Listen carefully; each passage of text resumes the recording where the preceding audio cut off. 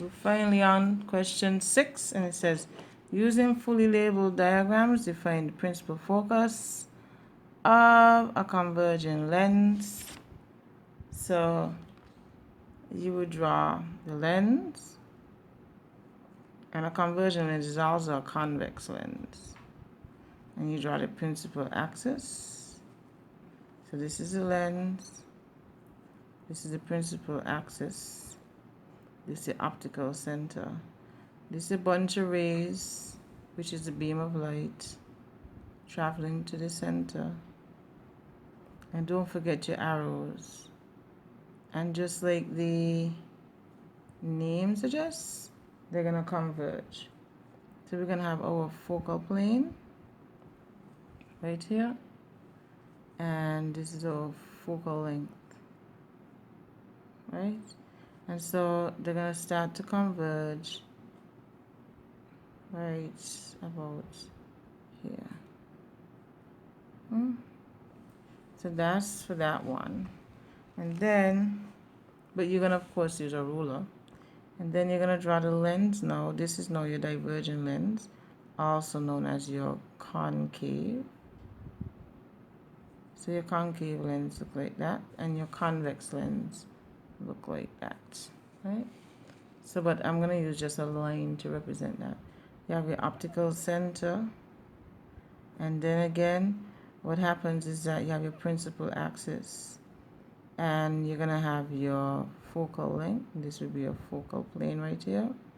So you have the focal length, and this is where your ray is going to seem to come from. So we're going to draw 4 rays just like before,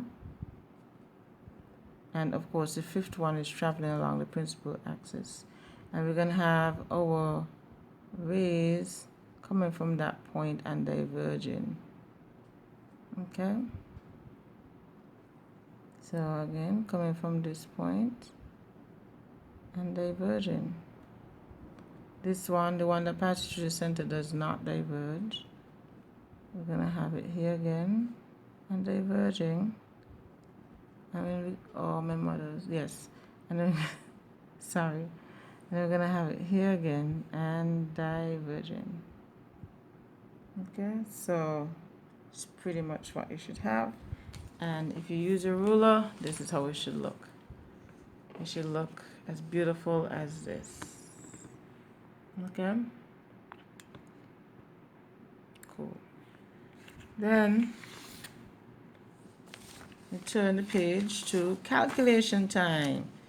Get your feelings hurt for the last time. Now it says an object of height 7.2 centimeters is placed 18 centimeters from a converging lens of focal length 2 centimeters. Determine the image distance.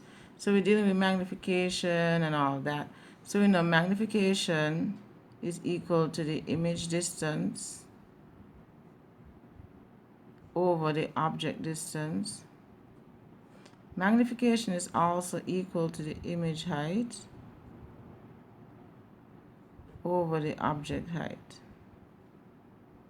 So at some point, both of them equal to each other. So we know that then image distance over object distance will be equal to the image height over the object height. So just remember m equal to I over O, and so we say mu, right? And then we also need to remember that 1 over f is equal to 1 over u plus 1 over v.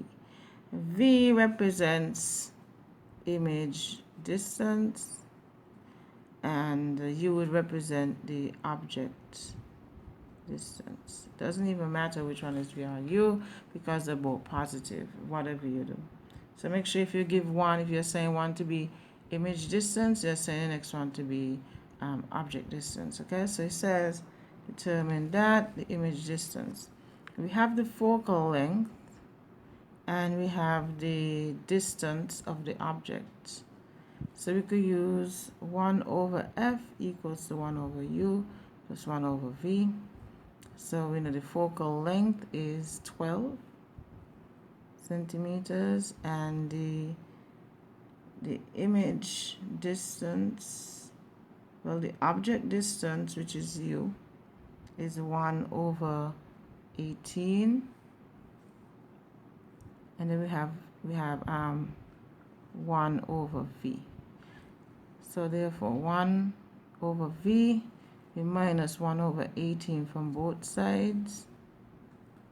That goes, so we're going to have 1 over v, 1 over 12 minus 1 over 18, and that will give us 1 over v equals to 0.028, and we're going to transpose, multiply this side by v,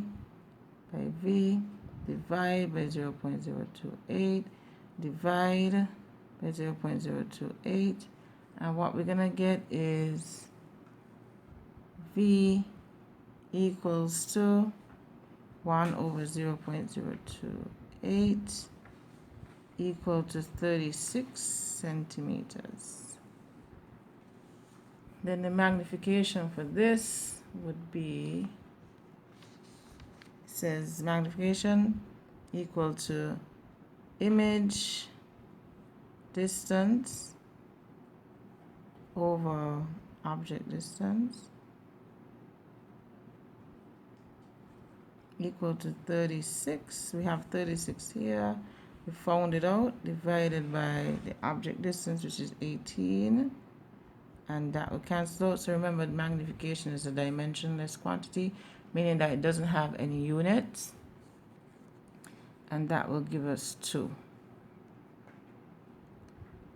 Okay, and then now we have to find out the height of the image. So we know the object was 7.2 centimeters in height, so therefore it's twice that. So we're going to use the equation still. M equals to height of image over the height of the object. So we know the magnification is 2, so we said 2 equal to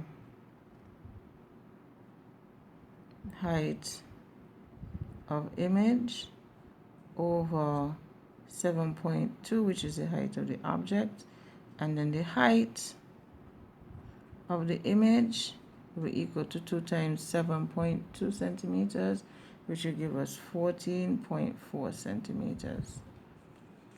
Now, whether the image formed is real or virtual, it's real because it's a positive number. So, sorry, yes, it's a positive number. Okay?